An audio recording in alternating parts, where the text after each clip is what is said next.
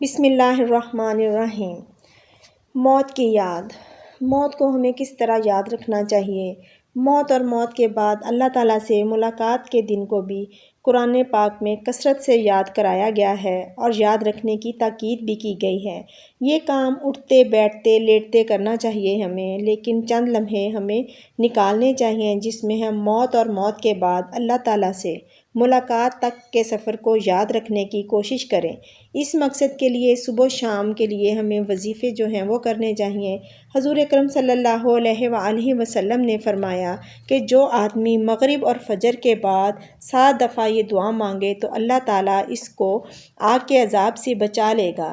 دعا خود سے تو کام نہیں کرتی، دعا تو اس بات کا اظہار ہے کہ آپ کو اس چیز کی طلب ہے، پیاس ہے جو آپ مانگ رہے ہیں۔ جب آپ پانی مانگتے ہیں تو آپ کو پیاس لگتی ہے، آپ کھانا مانگتے ہیں تو آپ کو بھوک لگتی ہے۔ جتنی شدت سے بھوک اور پیاس ہوتی ہے، اتنی ہی بے چینی اور لگن سے آپ پانی اور کھانا کھاتے بھی ہیں۔ اسی طرح آپ کے دل کو آگ سے بچنے کی فکر لگی ہونی چاہیے اور شدت سے لگی رہنی چاہیے۔ خوف کا اندیشہ رہنا چاہیے، بے چینی ہونی چاہیے اور اضطراب دل سے بھرا ہونا چاہیے۔ اور پھر آپ یہ کہیں، اللہم آجرنی من النار۔ تو ان الفاظ کا اثر ایسا ہوگا، دل میں آگ لگی ہوگی تو الفاظ بھی دل سے نکلیں گے۔ اس دعا کو ایک خاص طریقے سے پڑھنے سے صبح اور شام اپنے رب سے ملاقات کو یاد رکھنے کا ایک ذریعہ بن سکتی ہے۔ اسی طریقے میں کوئی وقت نہیں لگتا۔ قرآن پاک میں آخرت کا سفر بڑی ہی تفصیل کے ساتھ بیان کیا گیا ہے۔ میں ہر بار اس سفر کے بارے میں ایک تصویر بنا کر سوچتی ہوں اور کہتی ہوں، اللہم آجرنی من النار۔ اسی طرح پورا سفر آنکھوں کے سامنے آ جاتا ہے۔ یہ طریقہ کیا ہے؟ آپ پہلی دفعہ کہیں تو موت کا وقت یاد کیا کریں۔ قرآن مجید میں موت کے وقت کا کثرت سے ذکر کیا گیا ہے۔ کسی ایک منظر کو اپنے ذہن میں قائم کر لیں۔ یہ ہے ایک بات کہ آپ موت کو کیسے یاد رکھیں۔ یہ یاد رکھیں، جب جان نکلے گی، گلے تک پہنچے گی، کوئی سہارا نظر نہیں آئے گا جو موت سے بچا لے، کوئی جھاڑ پھونک کر بھی نہیں بچا سکتا۔ یقین ہو جائے گا بس اب تو دنیا چھوڑ جانا ہے، بھائی بہن، رشتہ دار، مال دولت، مکان سب چھوڑ جانا ہے۔ جسم کی سب قوتیں ختم ہو جائیں گی، پنڈلی سے پنڈلی لپٹ جائے گی۔ اب اللہ کی طرف لوٹ جانا ہے اور سوائے اعمال کے کوئی سہارا نہیں۔ یا اس وقت کو آپ یاد کر لیں جب فرشتے آئیں گے اور چہروں اور پیٹھوں پر آگ کے کوڑے ماریں گے۔ یا موت کے اس منظر کو ہی چند سیکنڈ کے لیے قرآن پاک کے کسی حصے کے ذریعے ذہن میں لا کر آپ موت کو یاد کر لیں اور پہلی بار کہیں، اللہم آجرنی من النار۔ دوسری بار کہنے لگیں تو قبر کا مرحلہ یاد کر لیں کہ قبر میں کیا ہوگا، موت کے بعد قبر کی منزل ہے، کہا گیا ہے قبر ہی اصل فیصلہ کرے گی کہ آگے کیا ہوگا۔ یا تو وہ آگ کے گھڑوں میں سے ایک گھڑا ہوگا یا جنت کے باغوں میں سے ایک باغ۔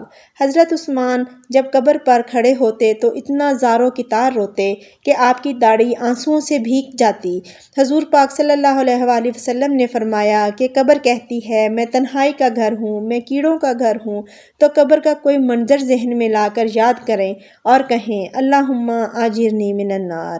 پھر آپ تیسرا مرحلہ یاد کر لیں، جب آپ کو قبر سے نکال کر اللہ کے سامنے کھڑا کر دیا جائے گا، لوگ دیوانہ وار اٹھ کر بھاگیں گے، ہوش اڑیں گے، نگاہیں اٹھ نہیں رہی ہوں گی، چہروں پر ذلت کی سیاہی ہوگی، ننگے ہوں گے مگر دیکھنے کا ہوش نہ ہوگا۔ سورج قریب آ جائے گا، پسینے اس طرح بہیں گے کہ لوگ کانوں تک غرق ہوں گے۔ ہلکے سے ہلکا عذاب یہ ہوگا کہ آدمی کو آگ کے جوتے پہنا دیے جائیں گے اور اس کا دماغ کھولے گا۔ اعمال نامے ہاتھ میں ہوں گے اور سب خدا کے حضور کھڑے ہوں گے۔ ہمیشہ ہمیشہ کے لیے قسمت کا فیصلہ ہو رہا ہوگا۔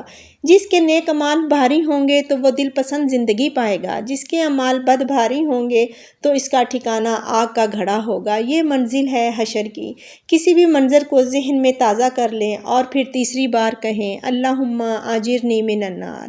چوتھی منزل پل صراط کی ہے۔ آپ سوچیں کہ میں جہنم پر سے گزروں گا کہ ہر شخص وہاں زوروں کی طار رو رہا ہوگا۔ نبی کریم صلی اللہ علیہ وآلہ وسلم نے فرمایا کہ بعض لوگ ہوا کی رفتار سے گزر جائیں گے اور بعض لڑکھڑاتے ہوئے گزریں گے اور بعض وہیں اندر گر پڑیں گے۔ اس وقت تو عمار ہی سواری ہوں گے، کوئی اور سواری نہ ہوگی۔ آپ اس منظر کو ذہن میں لائیں اور چوتھی بار کہیں اللہم آجرنی من النار۔ پانچویں بار اس آگ کو دیکھیں جس کا ذکر اللہ تعالیٰ نے کثرت سے اور تفصیل سے کیا ہے۔ آگ کا بستر ہے، آگ کی چھت ہے، پیپ کا پانی ہے، کانٹوں کا کھانا ہے، لوہے کے ہتھوڑے ہیں، سر پر کھولتا ہوا پانی ڈالا جا رہا ہے۔ ان میں سے کسی کو بھی یاد کریں اور پھر پانچویں بار کہیں اللہم آجرنی من النار۔ پھر وہاں ایک عذاب اور ہے، یہ رسوائی اور حسرت ندامت کا عذاب ہے، یہ نفسیاتی اور روحانی عذاب ہے۔ چھٹی بار اس کا تصور کریں، یہ حشر سے شروع ہوگا، مثلاً جب وہاں آپ کے سارے اعمال کا کاسٹ کر دیا جائے گا اور آپ اس گھڑی کا سامنا کر سکتے ہیں میں جب آپ کو جانتا ہوں بھی آپ نے اپنے آپ کو جانتے ہیں۔ کون یہ رسوائی مول لے سکتا ہے کہ اس کے سارے اعمال لاؤڈ سپیکر میں بیان ہونا شروع ہو جائیں؟ کتنی رسوائی، کتنی ذلت ہمارے حصے میں آ سکتی ہے۔ پھر وہاں زبردست ندامت و حسرت یہ ہوگی کہ ہماری اتنی مختصر سی زندگی تھی، اس کو ہم نے کیوں ضائع کر دیا۔ پھر جہنم سے نکلنا چاہے گا پر نجات کی کوئی راہ نظر نہیں آئے گی۔ جن کا مذاق اڑاتے تھے ان کو ہی عیش و آرام میں دیکھیں گے۔ آپ ذلت کا، رسوائی کا، حسرت کا یہ عذاب یاد کریں اور چھٹی بار کہیں اللہم آجرنی من النار۔ اور آخر میں ساتویں بار آپ یہ سوچیں کہ جو کچھ کل پیش آنے والا ہے یہ سب آج کی کمائی ہے۔ کل جتنے بھی مرحلے ہیں یہ آسان ہوں گے تو آج کے عمل سے۔ اصل بات تو یہ ہے کہ آج اللہ تعالیٰ نے مجھے ان اعمال سے بچا لے کہ جو آگ بننے والے ہیں۔ اور پھر ساتویں بار آپ یہ کہیں اللہم آجرنی من النار۔